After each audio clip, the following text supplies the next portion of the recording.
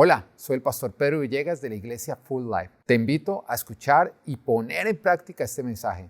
Así podrás traer orden y propósito a tu vida. Bueno, el día de hoy vamos a estar presentando este segundo libro nuestro, Una vida relacional al máximo. Ahora digo nuestro porque quiero decirte que esto no es mío, esto es de todos. Porque tiene que ver con la visión de Full Life, la visión que Dios nos ha entregado, que creo que es la mejor visión que Dios le ha entregado a cualquier iglesia. Amén. ¿Sabes por qué lo creo? Porque yo sé que la riqueza no está en lo que no tenemos, sino en atesorar lo que Dios nos ha confiado. Entonces yo soy de los que tomo la decisión de creer que yo tengo la mujer más hermosa, la más sabia, la mejor amiga, porque yo prefiero, estar casado con la mejor mujer que creer que a otro le tocó, ¿sí o no? Yo atesoro lo propio porque la manera como tú lo puedes multiplicar, hacer crecer. Amén. Entonces Dios nos dio una visión a nosotros como iglesia. ¿Qué tan importante es nosotros adoptar esa visión?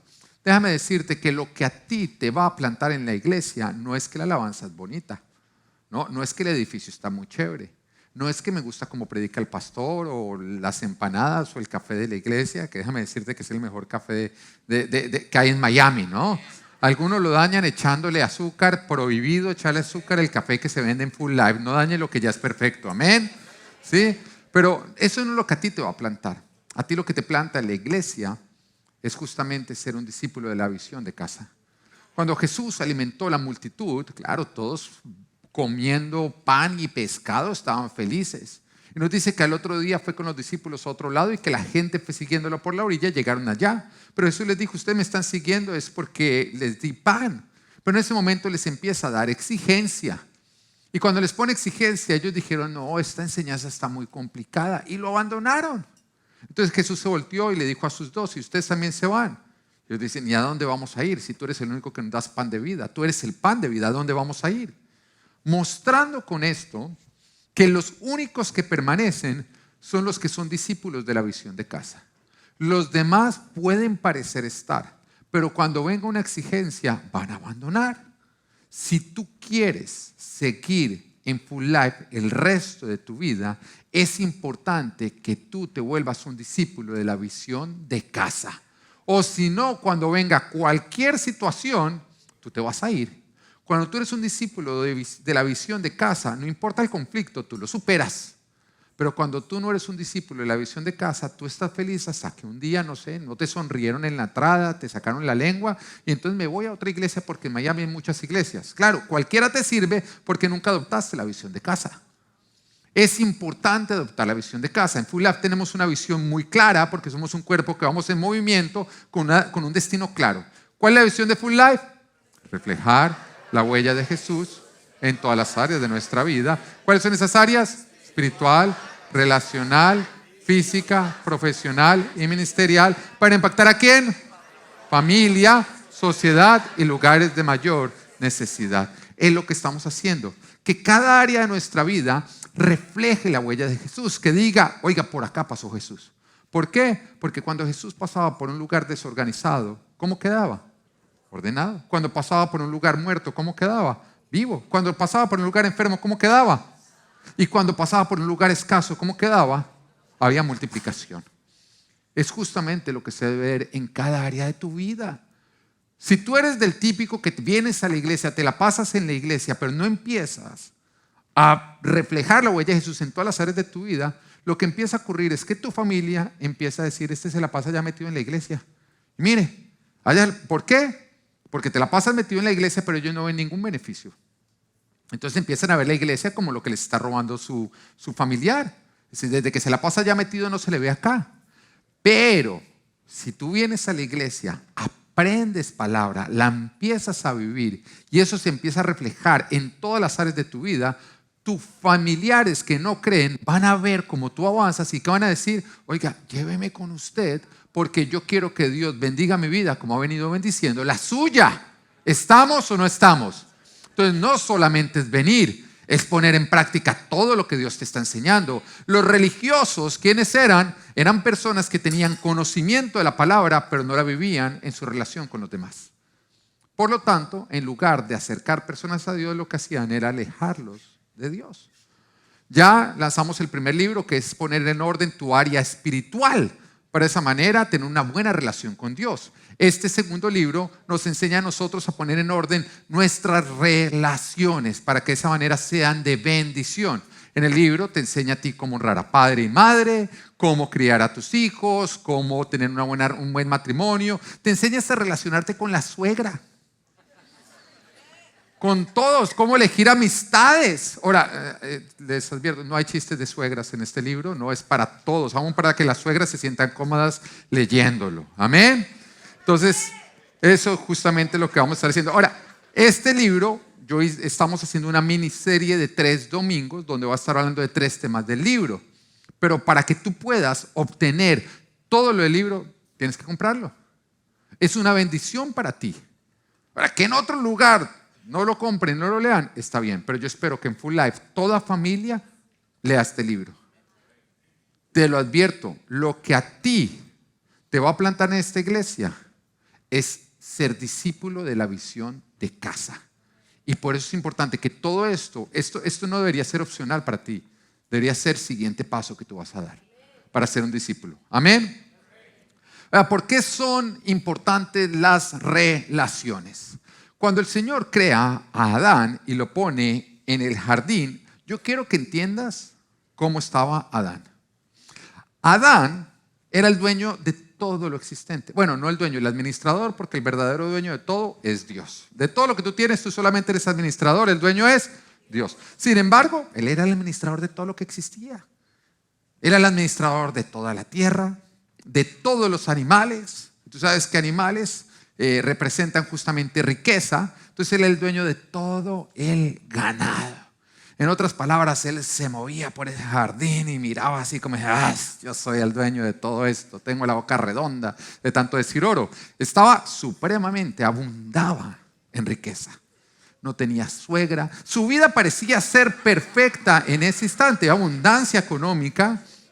Tenía una buena relación con Dios porque tenía acceso a Él. Pero cuando Dios lo ve, dice, no es bueno que el hombre esté solo.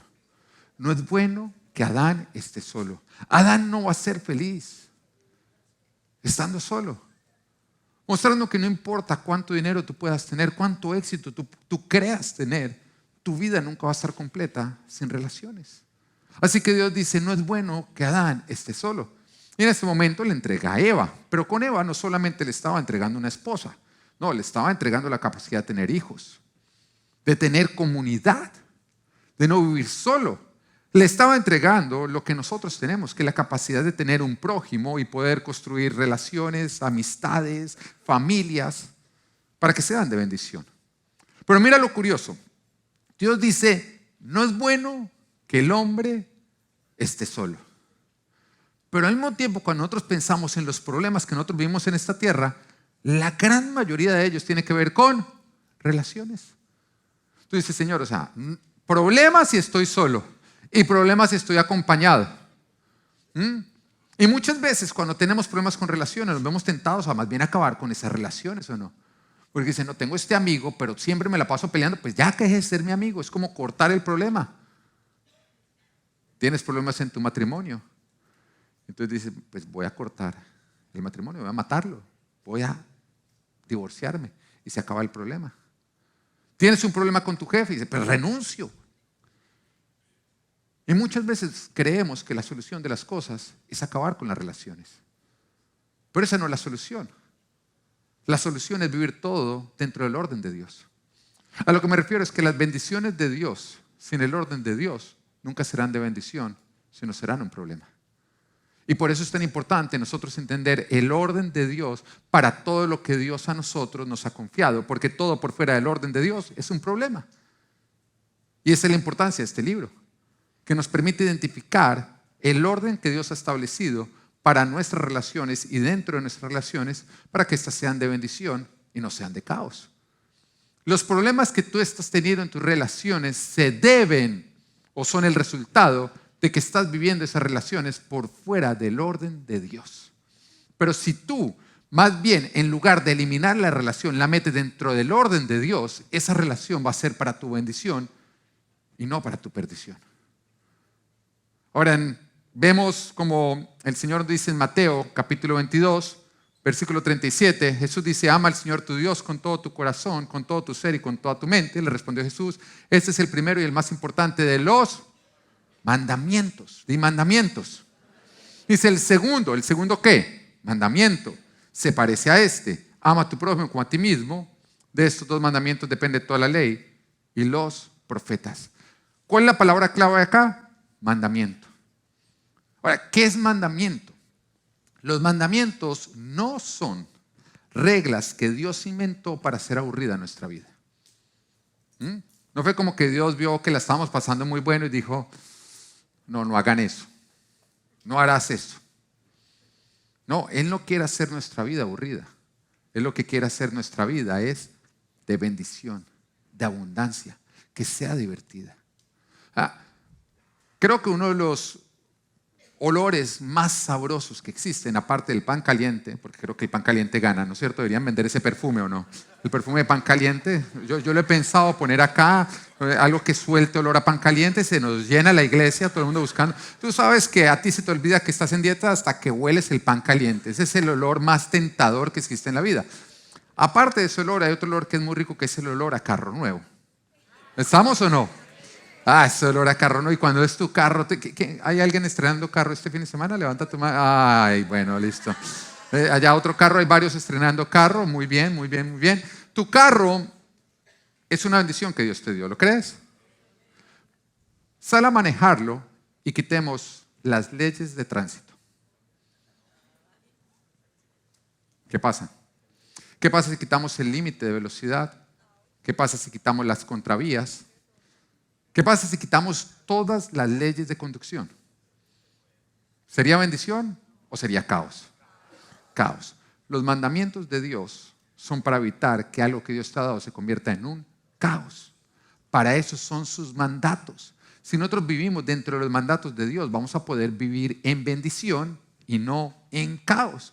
Así que cuando Dios está diciendo, hay dos mandamientos que resumen toda la ley, está diciendo, si tú aplicas estas dos leyes bien, tú vas a tener una vida de bendición. Pero si tú no las aplicas, no va a ser de bendición. Y lo primero que está diciendo es, ama al Señor tu Dios con todo tu ser. Si tú amas a Dios por encima de todo lo demás, listo, ya cumpliste el primero. Pero después dice, tienes que amar al prójimo como a ti mismo. Ahora, ¿por qué Dios estará diciendo que todos los mandamientos se reducen en estos? Porque la calidad de tus relaciones son las que te dan sentido de éxito o de fracaso. Te lo explico. El éxito y el fracaso no está en lo material, está en la calidad de tus relaciones. Lo curioso es que todo el mundo está buscando el éxito yendo tras lo material, yendo tras el dinero. Pero lo que realmente a ti te da el sentido de éxito es la calidad de tus relaciones. Lo que a ti te da la felicidad es la calidad de tus relaciones. Todo lo demás es efímero, pero las relaciones de calidad es una felicidad que permanece. Y por eso hay tantos ricos pobres y tantos pobres ricos. Porque la felicidad no se encuentra ni en lo económico, ni en lo material, ni en nada que se pueda comprar, sino en nuestras relaciones. Y por eso nadie en su lecho de muerte se arrepiente de no haber hecho más dinero. No, nadie en su lecho de muerte dice, ¿cuánto daría por haber trabajado más y haber hecho más dinero? No, nadie en su lecho de muerte llega y dice, tráigame mi chequera que quiero un abrazo antes de ir. Nadie está pensando antes de irse en lo material ni en lo económico. ¿Por qué? Porque cuando la muerte está cerca, lo que parecía valioso, pero no es, pierde su valor. Y lo que no valoramos, pero sí tenía valor, muestra su valor. Hay un dicho que dice, nadie sabe lo que tiene hasta que no lo... ¿Por qué tienes que perder para valorar? Y a través de estos mandamientos, Dios nos está diciendo, valora sin tener que perder. Valora sin tener que perder. Ese es el valor verdadero, tu relación con Dios y tu relación con el prójimo. Ahí vas a encontrar tu sentido de éxito. Y entonces nos dice que el mandamiento más importante es ama al Señor tu Dios porque te permite tener una relación con Dios. Pero el segundo es ama al prójimo porque en el amor al prójimo es que se encuentra la posibilidad de tener una relación con las demás personas. Y esa es la clave para ser felices y verdaderamente exitosos. exitosos. Pero ambos mandamientos contienen una acción, que es lo que nosotros debemos hacer. ¿Cuál es esa acción? Amar. El mandamiento dice algo que tú tienes que hacer, pero también te dice los límites dentro de los cuales los tienes que hacer. ¿Cuál es la acción del primer mandamiento, el más importante? Ama a Dios, amar a Dios. ¿Cuáles son los límites? Con toda tu mente, con todas tus fuerzas y con todo tu ser. O sea, que tú te sales del límite cuando amas a Dios menos de lo que ahí está establecido. El amor al prójimo también tiene una acción y también tiene unos límites. ¿Desde dónde y hasta dónde? Porque los problemas que nosotros experimentamos en las relaciones es porque o no amamos o lo hacemos por fuera de los límites que Dios nos ha establecido. Así que hoy vamos a ver justamente lo que significa amar y cuáles son los límites que Dios nos da. Así que punto número 1, lo que debo poner en acción, amar al prójimo. Amar al prójimo, ¿ok? Pero ¿qué significa amar? Porque hay muchos que equivocadamente creen que amar es una emoción o un sentimiento. Que dicen, no, es que yo sí siento amor por esa persona. Pero el amor no es una emoción. Si fuera una emoción, quiere decir que el mandamiento que Dios nos está dando es imposible de cumplir. Porque nosotros tenemos control sobre lo que hacemos, pero no tenemos control sobre lo que sentimos. O si no, si en ese momento yo te dijera, bueno, póngase ya bravo. Ahora póngase contento. Sienta mariposas por el desgraciado ese que le sacó la lengua. ¿Te estaría pidiendo algo imposible o no? Tú tienes control, tú puedes tomar la decisión sobre lo que tú haces, pero sobre lo que tú sientes. Así que Dios no nos está diciendo que tenemos que sentir. Y cuando miramos el significado de amor en la Biblia, no nos encontramos con una emoción. Nos dice en 1 Corintios capítulo 13, versículo 4 en adelante, el amor es paciente. Ahora, tú puedes tomar la decisión de ser paciente. Sí, cuesta a veces, ¿no es cierto? A veces cuesta. Hay una gente que lo pone bien difícil, pero uno se puede esforzar en ser paciente, ¿o no? O sea, tú ya estás listo en el carro y tienes que llegar y tu esposa no está lista. Tú puedes o perder la paciencia o trabajar en la paciencia. Ahora, si normalmente ella sale diciéndote, ya, 5 minutos y todavía están rulos y en toalla. Yo sé, hay veces que es más difícil ser paciente, pero tú todavía puedes trabajar en la paciencia. Y dice, es bondadoso. El amor no es envidioso, ni jactancioso, ni orgulloso. No se comporta con rudeza, no es egoísta, no se enoja fácilmente, no guarda rencor. El amor no se deleita en la maldad, sino que se regocija con la verdad. Todo lo disculpa, todo lo cree, todo lo espera, todo lo soporta. ¿Está hablando acá de emociones? No. Está hablando acá de decisiones que podemos poner en acción. Con afecto o sin afecto. A lo que me refiero es que tú puedes ser paciente a pesar de no sentir ser paciente. Eso es como comer. Tú puedes comer con hambre, pero también se puede comer sin hambre. Entonces, son decisiones que tú puedes poner en práctica sintiendo hacerlas o no sintiendo hacerlas. Porque tú puedes tomar la decisión de ser paciente. De hecho, así conquistaste a tu esposa o no. Cuando no era tu esposa. Uno no llegó a recogerlas, ¿no? Y en el momento en que no estaban listas, uno no empezó, sí ves, que toca esperarla, y uno no arrancó en el carro a pitar, pi, apúrele, porque no estaría contigo. No, a uno le tocó llegar y ya salgo 40 minutos después. Uno esperando así. La suegrita o la futura suegra haciendo todas las preguntas incómodas ahí de que usted qué hace, usted qué hace, y uno ya aguante. Y en el momento en que salió 40 minutos después, uno sonrió y dijo, valió la pena la espera. Voy a llamar al cielo a decirles que se les cayó un ángel. Así fue que la conquistó, si no usted no la ha conquistado, siendo paciente o no. Lo que pasa es que se te olvidó en el camino. Pero nosotros podemos ser bondadosos, podemos no obrar con envidia, podemos no ser jactanciosos, no ser orgullosos, no obrar con rudeza, no obrar con egoísmo, no enojarnos fácilmente, que quiero decirte acá que solamente es posible cuando tú tomas la decisión antes de enojarte. Porque ya enojado usted no puede tomar la decisión de no enojarse. Es previamente. Previamente usted simplemente cuando viene la ofensa, usted la esquiva, usted se hace el bobo, usted piensa en otra cosa. Ahora, dice no enojarse fácilmente. Usted se puede enojar. Porque hay algunos que son persistentes en hacerlo enojar a uno y usted dice la palabra de Dios, dice enójete pero no peques. Pero qué jartera es estar con alguien que anda todo el tiempo bravo, ¿no? Usted saluda, bravo porque saludó muy duro. No saludó, bravo porque no saludó. Es gente que hay unos que salen buscando ofensas, ¿no? A ver, ¿dónde hay una ofensa para...? Son cazadores de ofensas, ¿no? Es todo el tiempo, es como buscando ofensas, una conversación, a ver con qué me puedo poner bravo, qué puedo sacar de contexto. ¡Qué jartera! Usted puede tomar la decisión de ser una persona lenta para enojarse, de esquivar ofensas por todo lado, pero solamente se puede tomar esa decisión antes de empezarse a enojar, porque eso es como, es tan absurdo no enojarse cuando ya estás enojado, como tú tomar alcohol y pretender no emborracharte. Tome, no, yo no me voy a emborrachar, pero sigue tomando. No, es antes del primer trago que usted toma la decisión. Tú puedes tomar la decisión de no ser rencoroso, de no deleitarte en lo malo. Ahora, ¿qué es no deleitarte en lo malo? Es no insistir en los errores, en los defectos y en las ofensas.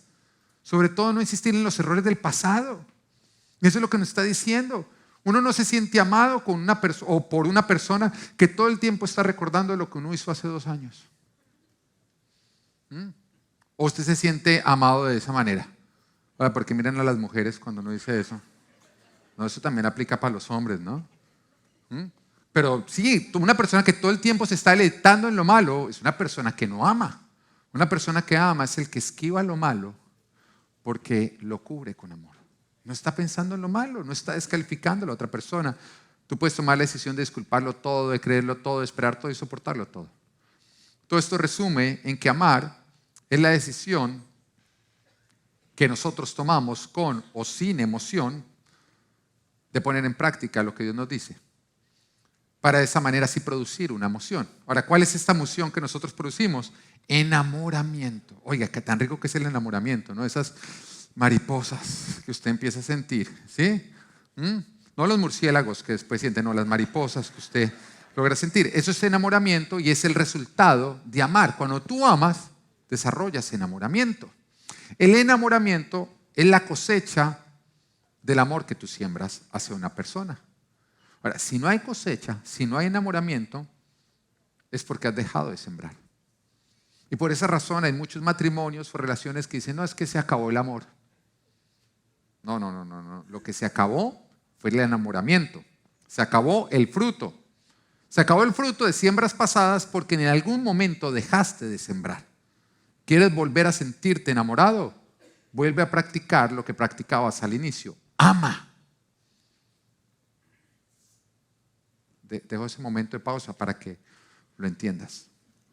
No, porque es que muchas veces responsabilizamos a la otra persona, es que no, se acabó el amor, perdón. Entonces empieza a practicar todo lo que nos dice la palabra hacia esa persona y te vas a dar cuenta cómo viene otra cosecha de enamoramiento que viene a enriquecer la relación. ¿Quieres enamoramiento? Ok, siembre paciencia, bondad, no sea egoísta, perdone y todo lo que hiciste al principio para que hubiera una cosecha de enamoramiento. Así que el mandamiento es ama al prójimo. ¿Quién es el prójimo? Todos. Toca amar a todos. Toca amar a la esposa, toca amar a los hijos, toca amar a la suegra, toca amar al vecino. ¿Sí? A los gatos, no. Esos no son prójimo. ¿Ok? Entonces hay límites. ¿Ok? Bueno, lo cual nos lleva al segundo punto. Límites dentro de los cuales debo amar. ¿Cuáles son los límites dentro de los que yo debo amar? Entonces dice, ama al Señor tu Dios con todo tu corazón, con todo tu ser y con toda tu mente. Ama a tu prójimo como a ti mismo. Ahí vamos a ver los límites. El amor tiene que ser dentro de esos 3 límites que encontramos acá. El primero es, ama a todo prójimo, diga todo prójimo, menos que a Dios. ¿Esto involucra a tus hijos? Sí. Eso involucra a cualquier persona. Nunca puedes amar a alguien más que a Dios, porque te salen los límites que Dios ha establecido, que son los que permites que tú vivas en bendición. A Dios lo tenemos que amar con todo y por encima de todo. Todo aquello que tú amas encima de a Dios o más que a Dios se convierte en un ídolo. y te hace vivir bajo maldición y hace que aquello que amas también sea maldición. Amar a nuestros hijos, amar la novia, amar cualquier persona por encima de Dios es no amarlos, es no amarte. Porque todo lo que amas más que a Dios está fuera de la bendición de Dios, está fuera de la protección de Dios y está bajo maldición. Y a la larga, nosotros siempre vamos a terminar siguiendo lo que más amamos. Así que cuando lo que tú más amas, a quien tú más amas es a Dios, no pase lo que pase, tú vas a seguir con Dios. Pero cuando tú amas a alguien o algo más que a Dios, vas a terminar siguiendo a ese algo, traicionando a Dios. ¿Recuerdan la historia del hombre rico? Viene donde Jesús y le dice, Señor, ¿qué tengo que hacer para heredar la vida eterna? Jesús le dice, bueno, tienes que cumplir con este mandamiento, con este. Y el hombre rico saca pecho y dice, todo eso lo he cumplido desde chiquito. Y a Jesús le dice, sí, pero te hace falta algo. Toma tu dinero y dalo a los pobres.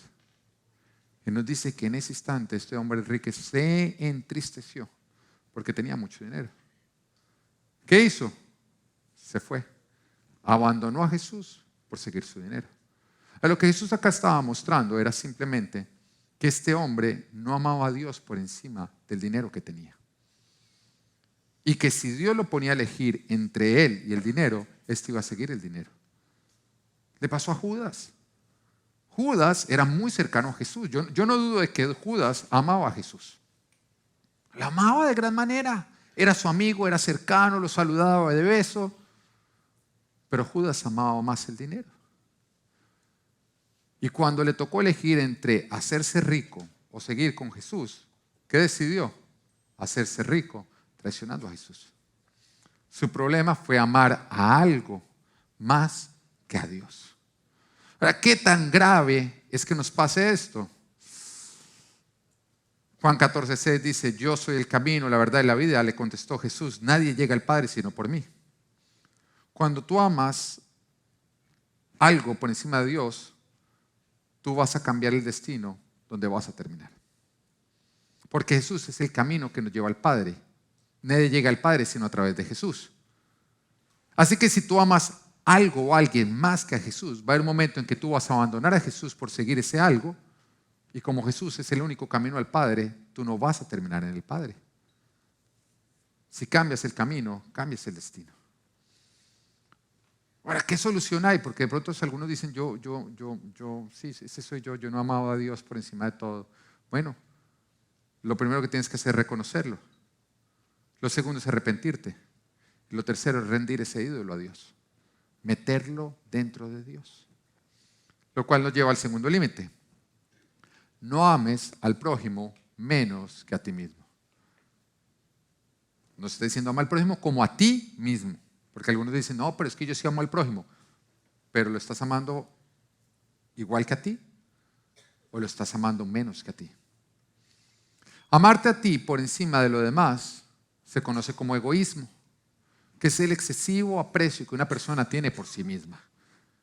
Y lo lleva a atender de manera desmedida sus propios intereses sin preocuparse por los intereses de los demás.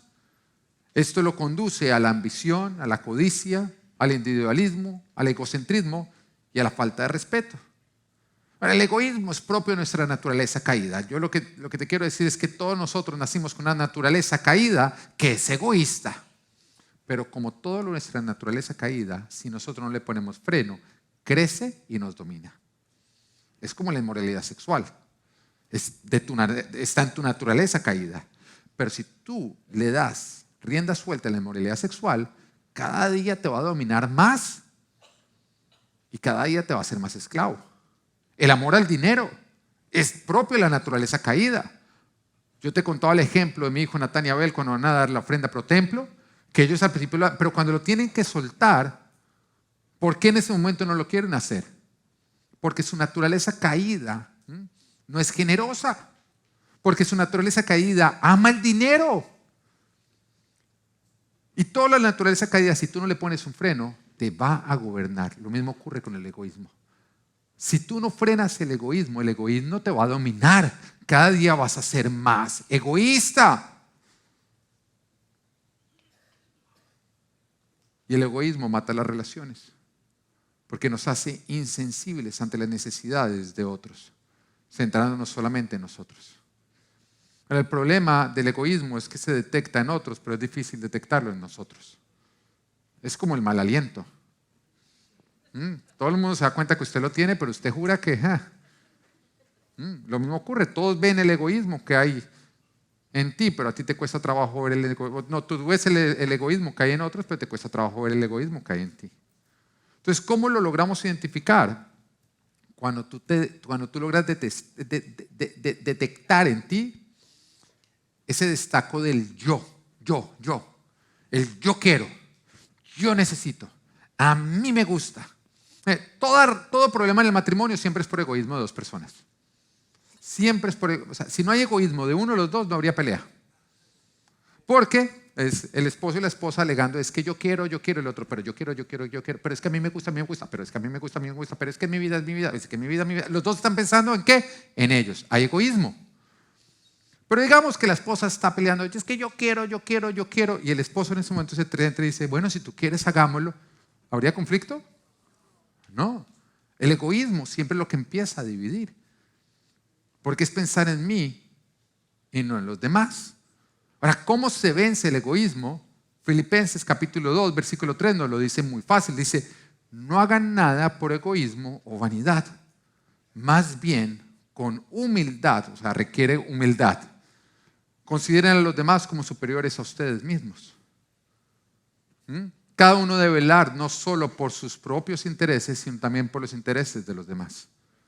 Entonces, es muy sencillo. El orgullo te hace egoísta, que el orgullo es pensar más de ti de lo que tú deberías. La humildad es encontrar tu valor, no en lo que otros piensan, sino en lo que Dios dice. A ti no te quita. Jesús, te lo voy a poner muy sencillo, Jesús no tuvo problema de ponerse una toalla y lavar unos pies. Hacerlo no lo hizo sentirse menos salvador, ¿o no? Ni menos rey de reyes. Porque su identidad no estaba en lo que él hacía, en lo que otros pensaban, sino en lo que Dios decía. El problema nuestro es que nosotros estamos ganando nuestro valor en lo que las personas piensan, en lo que vestimos. Y por esa razón todo el tiempo estamos peleando con los demás. Pero cuando tú lo tienes en Dios, a ti no te importa lo que tienes que hacer. Tú no quieres que se haga tu voluntad para sentirte valioso, para sentirte respetado. No, a ti ceder no te quita valor. Humillarte no te quita valor porque tu valor lo define Dios, no lo que otros estén pensando. Están diciendo con humildad. Más bien piensen en los intereses de los demás como más importantes que los de ustedes. Ahora, tú podrías decir, bueno, pero entonces, ¿qué va a pasar conmigo? Si yo todo el tiempo estoy pensando en los intereses de mi esposa, ¿yo qué? Lo que tú siembras, tú cosechas. El problema es que queremos cosechar lo que no hemos sembrado. Reconoce la práctica de la regla de oro. Dice en Mateo 7:12, así que en todo traten ustedes a los demás tal y como quieren que ellos los traten a ustedes. De hecho, esto es la ley y los profetas. Como lo que tú quieres, hazlo hacia otros. Y eso va a matar el egoísmo en ti. Lo cual nos lleva al tercer y último límite. No ames al prójimo más que a ti mismo. No ames al prójimo más que a ti mismo. Mira, en este segundo mandamiento, cuando el Señor dice, ama al prójimo como a ti mismo, ¿a quién es el que primero tienes que amar? A ti mismo. Porque te lo explico. Lo que tú te ames define cómo tú vas a amar a otros. Si Dios dice, amen al prójimo como ustedes mismos, pero tú no te amas a ti mismo, tú tampoco vas a amar al prójimo. Así que en el amor que tú te das se define lo que tú puedes amar a otros. Al primero que tú tienes que amar es a ti mismo para poder amar bien a los demás. Una persona que ama más a los otros que a sí mismo es porque no se ama a sí mismo. Y eso produce un caos. Es una actitud supremamente destructiva. Amar al prójimo más que a nosotros mismos nos hace esclavos de nuestras relaciones, como todo lo que sacamos del orden de Dios. Una persona que está amando a los demás más que a sí mismo desarrolla una actitud de codependencia que lleva a la persona a tener un rol mesiánico donde él se olvida de sus necesidades para centrarse en las necesidades de los demás. Acá hay algo curioso. Cuando vemos un egoísta, lo criticamos o no. No sea egoísta, pero cuando vemos una persona que tiene esta actitud de amar a los demás más que a sí mismos, nos parece tan noble que lo aplaudimos. Pero es supremamente destructivo. Porque una persona que está amando a los demás más que a sí mismo es una persona que no pone límites y que se deja abusar. Alguien que es abusado es porque no se ama lo suficiente para haber puesto los límites cuando se traspasaron. Entonces vienen personas y dicen, no, pastor, es que estoy en esta relación, pero es que fulanito, mira lo que hace. Unos abusos físicos, emocionales y todo. Entonces, para que hagan algo, para que él deje de abusarme. No.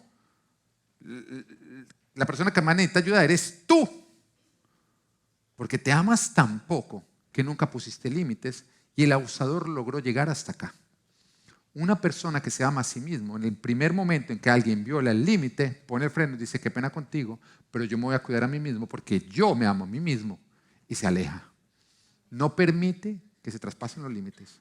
Entonces personas que llegan y dicen, no, pastor, es que estoy en este trabajo y el jefe me hace esto, unas cosas que uno dice, ¿cómo llegó el jefe a hacer todo eso? El problema no es el jefe, el problema es usted, que se dejó abusar de esa manera. Tienes que amarte a ti mismo o las demás personas van a pasar por encima de ti. El amar a los demás más que a ti es una actitud muy destructiva. No te permite alejarte de relaciones que te están destruyendo, que te están haciendo daños. No te permiten poner límites que aseguran tu bienestar. Y convierte al prójimo en una droga. Porque lo importante son los demás y te olvidas de ti. Es una adicción, es una obsesión por otros, olvidándonos de nosotros.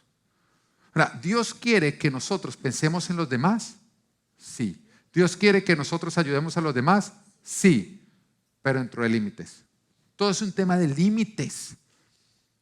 Dios quiere que lo hagamos sin olvidarnos de nosotros.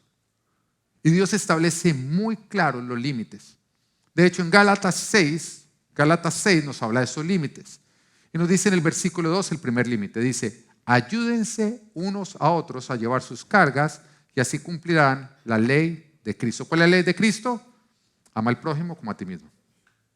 Ayúdense unos a otros a llevar sus cargas. Ayúdense, diga ayúdense. ¿Qué quiere decir? Que yo no te puedo ayudar en lo que tú no te quieres ayudar. No es que yo tomo tu carga mientras que tú te quedaste ahí echando petacas, no. Y cuando dice sus cargas, esta palabra cargas hace referencia a rocas. Algo que una persona por sí sola no podría soportar. O sea, está hablando de infortunios. Está hablando de una enfermedad, de un accidente, que pierde un ser querido. Algo que le ocurrió a esa persona en ese momento, que es tan pesado que si alguien no viene a ayudarle con la carga, esa persona no podría salir de ahí. Y eso es lo que Dios dice. Ayúdense cuando alguien viva una situación de esta. Tú ven a ayudar. Ahora, no tomen la situación por sí solo.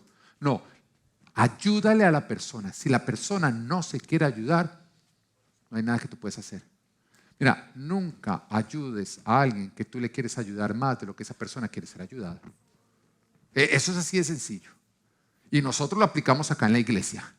Cuando alguien busca ayuda, yo lo primero que hago, cualquiera de los consejeros, es ver si la persona quiere echarnos su problema o quiere ser ayudado con su problema.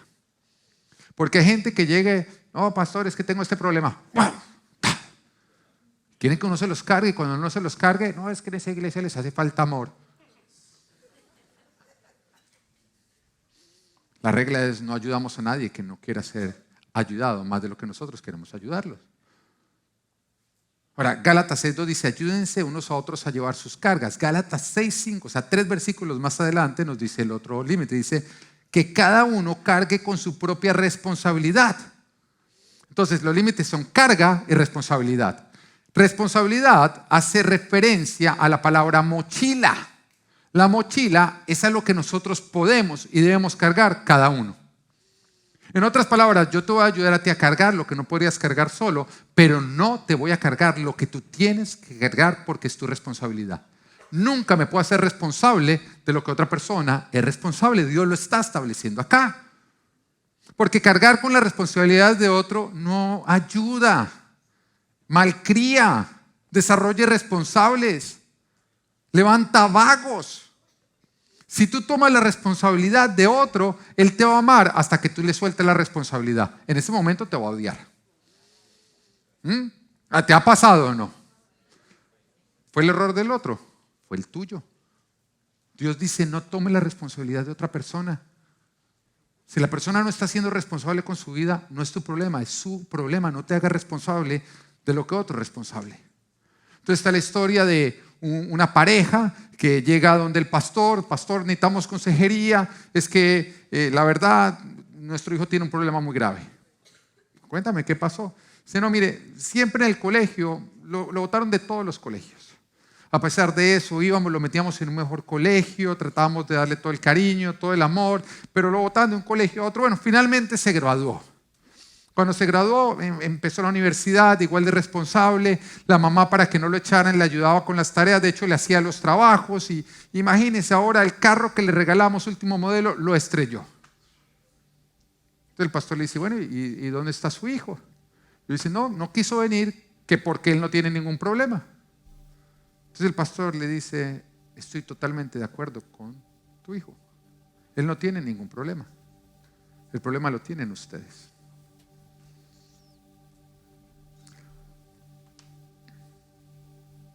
Tú nunca ayudas a alguien cuando él siembra lo malo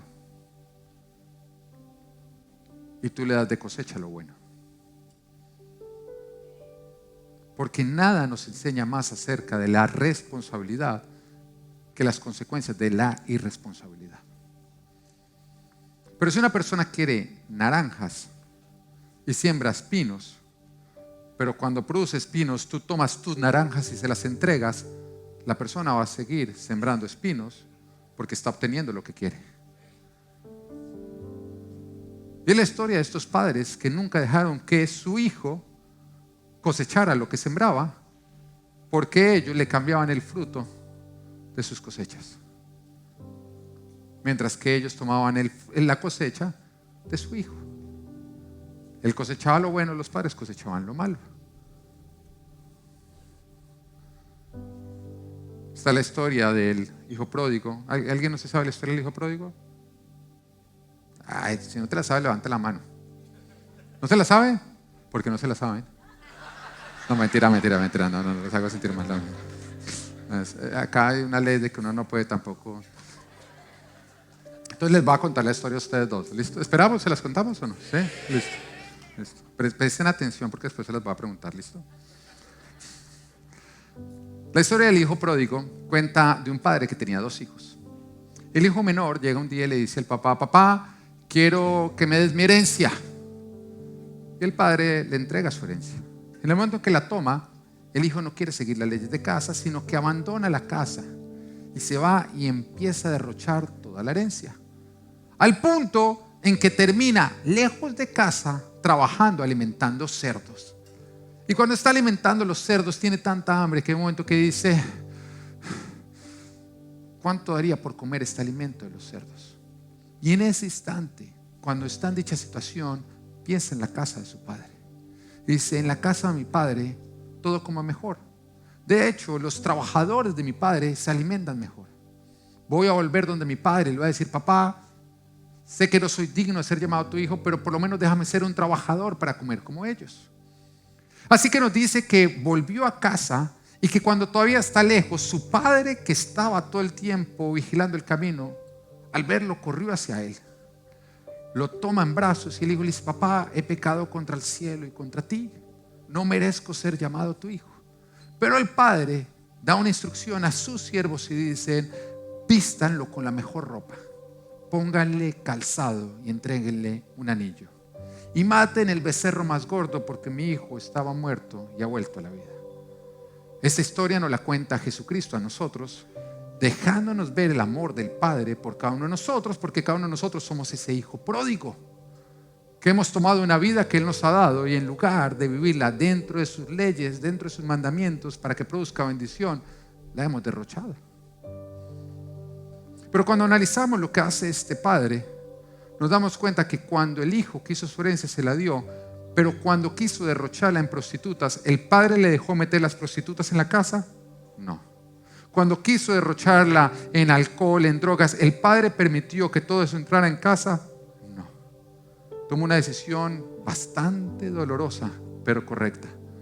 Dejó que el hijo saliera de casa y que aprendiera por las consecuencias de sus acciones.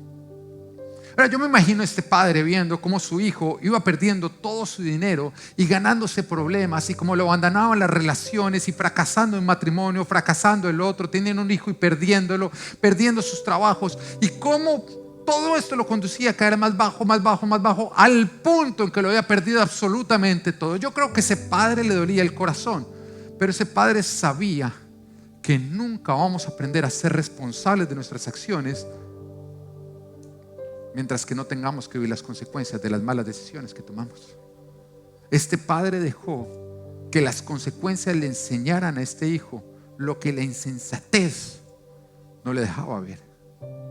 Ahora, cuando el hijo se arrepintió y volvió en sí y quiso volver a casa a hacer las cosas como el padre lo indica, en ese momento, si el padre dijo: hijo, ven, te entrego otra vez nueva herencia, nuevas ropas, nuevo calzado, un anillo que significa autoridad, y bienvenido a casa, porque mientras que tú eras un rebelde estabas muerto, pero ahora que eres un sujeto estás lleno de vida.